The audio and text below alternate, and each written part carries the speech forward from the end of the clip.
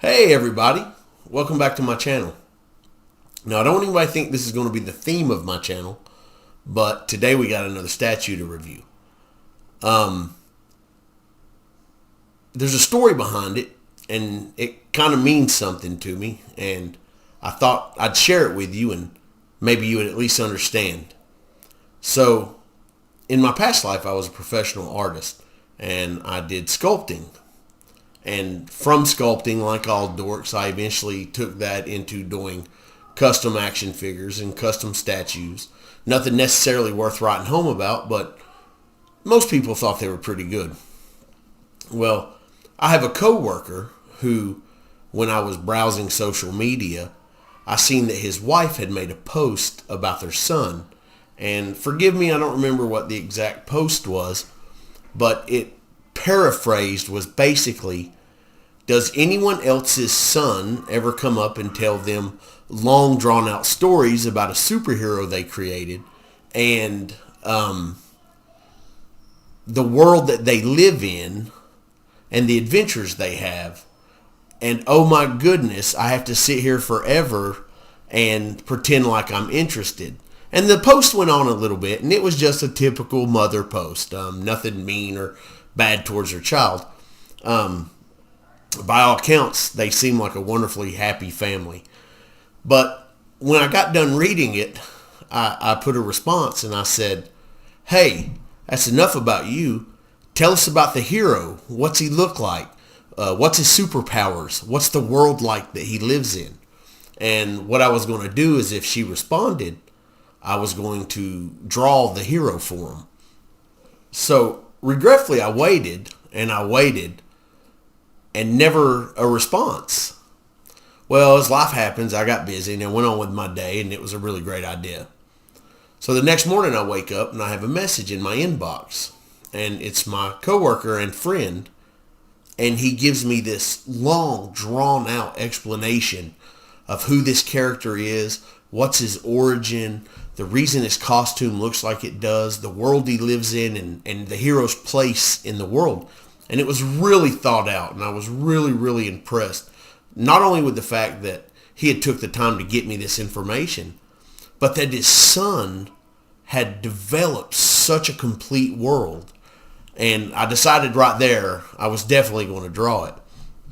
So I drew probably about 90% of the picture, and to be honest with you, I still have 10% to go.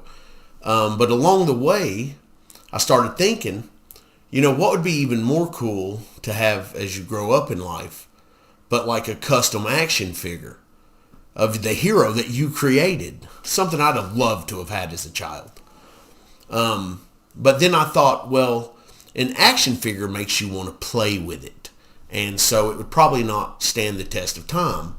So I started thinking about it, and I realized I have this old Cole McGrath figure from Infamous 2, which was like a pre-order bonus collector's edition thing. And it's nice, and I really like this statue, but I've had it for a long time, and I think it could be put better use reimagining it. So I contacted my friend, and I told him what my plans were. And I said, if you'll get me some epoxy sculpt, which is a 2-part sculpting epoxy, then I will use my statue, and I'll make him something he can carry with him through life if he wants it, or pass down to his son or whatever dork he might run into, or daughter. It's 2020. So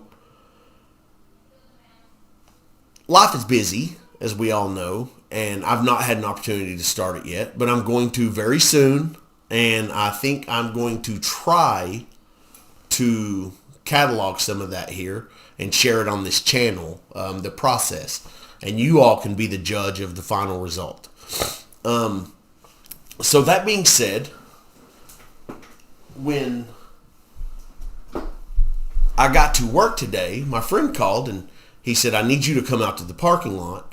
And regretfully, I was really busy at work and I didn't have the opportunity to. So I told him where my vehicle was parked and gave him the entry code and forgot all about it. Didn't think nothing about it. Well, when I got off work and I went to my vehicle, Sure enough, there was an orange package. And I was like, oh wow, I wonder what this is. Maybe he had ordered me some more epoxy sculpt or, just something to help along in the process. Well, when I opened the package, there was this Think Geek Fallout 4 T51 Power Armor. I don't know what this is. I'm pretty sure since it's Modern Icons, it's a GameStop exclusive statue. I may be totally wrong. It could be a bookend. It could be a picture. It could be 1,000 things. I've not looked it up. I've not tried to see what it is. I thought, hey, why not unbox it here with y'all? So that's what we're going to do. We're going to open it up and unbox it. I'm going to start out with admiring the package a little bit. It has a good side profile of the helmet to the T51 armor. Now, if you're familiar with Fallout, this is power armor. It's a apocalyptic wasteland after World War III in a alternate future where atomic power has become the main source of energy. So, due, I guess, to the use of atomic power, I don't know much about it, most of the vehicles, that's a story for another day. So, this is I'm going to move my coffee cup. A little bit about me. I drink way too much coffee. So, this is the box. Very simple. Fallout, Bethesda, one of my favorite game companies, though they've been dropping the ball a little bit lately. Any other dorks out there understand what I'm talking about. So, same on the other side. The back has nothing but a little bit of writing, Chronicle Collections, and nothing on the bottom. So, this will be the first time I even open this box. So, if it's a shoe or something, maybe a note, I will still be eternally grateful for the thought, but maybe a little bit disappointed deep inside. Oh, but it is not.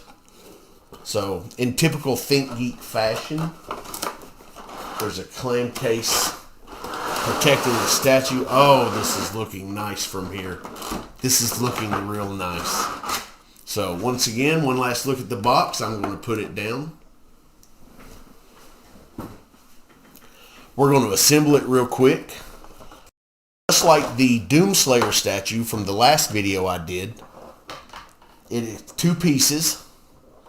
The base piece, which is beautiful, that is a wonderful, wonderful piece. And the base, but unlike the Doomslayer, the base on this one is very basic. No alternative design. It looks like maybe a little asphalt or granite sidewalk, cracked sidewalk look. It has the traditional Think Geek GameStop green around the edges. And we'll just pop her on here real fast. Much easier than the Doomslayer piece from my last video. Let me get this out of the way. So, here we are. I'll give you a quick turnaround. We'll do a little bit better close-up right here in a minute. But first, I want to give you some initial impressions. One, it fit on much, much better than the last. It, too, is made of a heavy plastic resin. In the last video, I kept calling it heavy resin. I was disappointed because the Bowman statues are made of a heavy resin. And what I meant to say was polystone. I apologize for that. Once again, probably nothing to you, but I knew I had messed up, but I didn't feel like re-editing it just to correct that. So this is a heavy plastic, more like a hard resin. The paint job is very, very Fallout-y, for lack of a better term. The silver has a wash on it. I'll show you a little bit better in a minute. That gives it an aged look. And of course the military green in the shoulder pads and the. So before you ask, yes, this is a cutting board. Sometimes you got to make do. I have some things ordered that are going to help me do displays like this. Regretfully, due to the current problems in the world, shipping is slowed down. Things aren't coming quite as quick. So sometimes in the backwoods, you just got to make do. And that's what we're doing. We're making do. So this piece is very, very spot on. If you know the power armor from the Fallout universe, you couldn't ask for a better piece. If I remember correctly, this is called a Tesla rifle that he's using. It's a plasma energy weapon. It's kind of the standard go-to of the Brotherhood of Steel and the Enclave, which are two opposing factions within the universe, and they are the ones that utilized the power armor initially. Just a little dork history for you. So I'm just going to do a little roundabout for you here so you can take in all the detail, the joints in the armor. Now, look, this is the world of make-believe, so I don't know what powers this thing or how it works. I know in the later Fallout games, you have to piece the armor together, and there's an underskeleton. I'm assuming all that would be ran by some kind of power. There's some fusion cores you've got to find. And that is what makes this baby go. So here it is in comparison to my previous statue, the Doomslayer. Now, the Doomslayer is a little bit later. This is one of the, not the original Think Geek pieces, but one of the earlier ones. It's actually just a wonderful gift that I'm extremely grateful for. I regretted not buying it, just like the female Dragonborn statue. So to have a friend think enough of me to pick this up is just phenomenal, and I can't thank him enough. So, like I said, this is just a little side-by-side comparison so you can see the size difference. The Doom Slayer, of course, is a little bit more intricately detailed, but that's just reminiscent of the art style of the game and how the design works. Together, they're both fantastic pieces that anybody that enjoys models and collects dork stuff should be proud to have.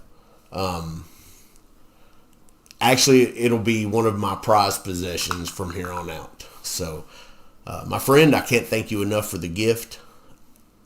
It means the world to me.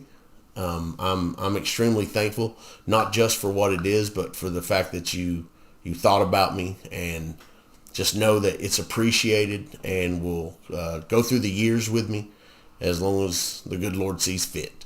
So, well, that's all I got for today. Keep an eye out. I'll have more videos coming soon. I'm working on a bunch of stuff. All of this is kind of new to me. Hopefully they'll get better as we go. And if you have any criticism, please let me know. I know a lot of my viewers are people that I work with, or family members, or just people from my social media accounts. Feel free to contact me. Give me some advice. Give me your opinion. Let me know something that maybe you want to see. I'm going to kind of start focusing on some of my favorite video games and the things about the games I love, as well as virtual reality. If you know me in the world, you know I'm a huge VR fan, one of my number one hobbies, and I'm going to try to start sharing some of that with y'all to try to help you maybe understand or see what it is about VR that appeals to me so much. But for right now, that's all I got. I'm going to say goodbye, and may the big man bless you. Thank you.